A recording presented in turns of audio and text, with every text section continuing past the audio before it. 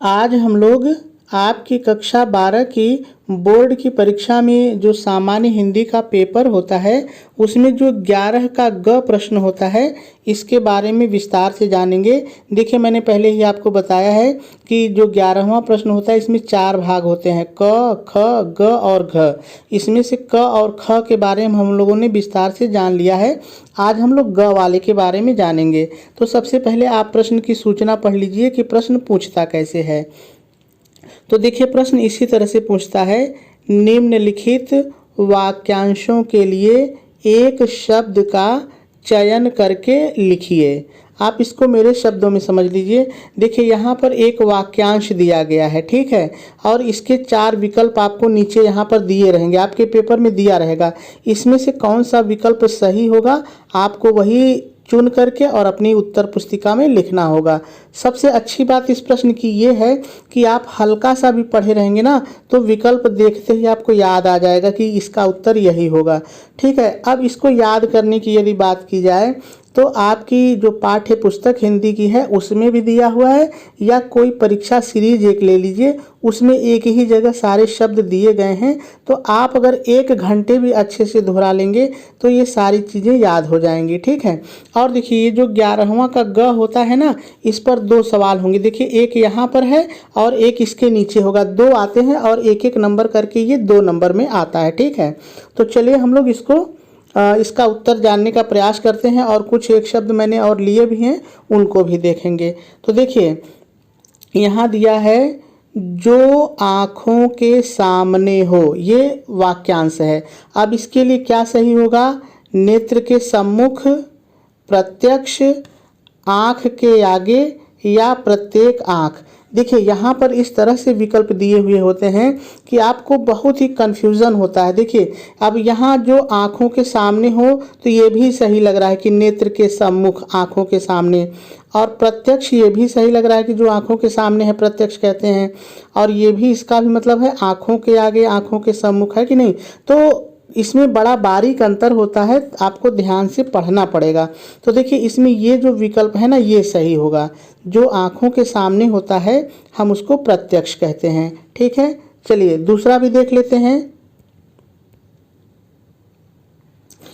देखिए, दूसरा दिया है, जानने की इच्छा रखने वाला, जानकार, ज्ञानी, जिज्ञासु या बुद्धिमान। चारों में से कोई एक विकल्प सही है और वही आपको चुन करके लिखना है, आपकी कॉपी में लिखना पड़ेगा। तो देखिए, जो जानने की इच्छा रखता है ना उसको कहते हैं जिज्ञासु। तो आपका ये जो ग वाला विकल्प है जिज्ञासु, यही सही होगा, ठीक है। चलिए, अब कुछ मैंने एक शब्द लिए हैं उनको देख लेते हैं। देखिए, आपको मैंने पहले ही बता दिया है कि लगभग ये 160 शब्द हैं। आपकी जो किताब है या जो सीरीज मैंने देखी है उसमें करीब 160 शब्द हैं। ये सभी आपको याद करने हैं। कुछ मैंने यहाँ पे लिए हैं उसको देख लेते हैं। देखिए, जो कभी न मरता हो उसको कहते हैं अमर, ठीक है। जो खाने योग्य न हो, अखाद्य। जीने की उत्कट इच्छा, जिंजीविषा। देखिए, इसी तरह जैसे मैं रट रहा हूँ ना वैसे आपको भी रटना पड़ेगा, ठीक है। इसमें समझने जैसा कुछ नहीं है, आप अपने ट्रिक कोई अपना सकते हैं कि जैसे ये ट्रिक अपनाए तो जल्दी याद होगा, वो अलग चीज़ है, लेकिन आपको रटना ही होगा, ठीक है। अगला देखते हैं, जिसे क्षमा किया जा सके, क्षम्य। जिसमें कुछ करने की क्षमता ना हो, जिसमें कुछ करने की क्षमता न हो, अक्षम, ठीक है। जो पहले कभी न हुआ हो, अभूतपूर्व। जो कभी क्षरित न हो, अक्षय। जिसका कोई शत्रु न हो, अजात शत्रु। जिसकी कल्पना न की जा सके, अकल्पनीय, ठीक है। इसी तरह से कुछ और हैं, चलिए उनको भी देख लेते हैं। रात्रि में विचरण करने वाला, निशाचर। घुटनों तक जिसकी बाहें हो, यानी जो आपकी हाथ, आपकी जो भुजा है जिसकी लंबी भुजा हो, घुटनों तक हो, उसको क्या कहते हैं? अजान बाहु, अजान बाहु। गद्य पद्यमय साहित्यिक रचना, यानी ऐसी किताब जिसमें कुछ भाग कविता के रूप में हो और कुछ गद्य के रूप में हो, उसको चंपू कहते हैं। ठीक है।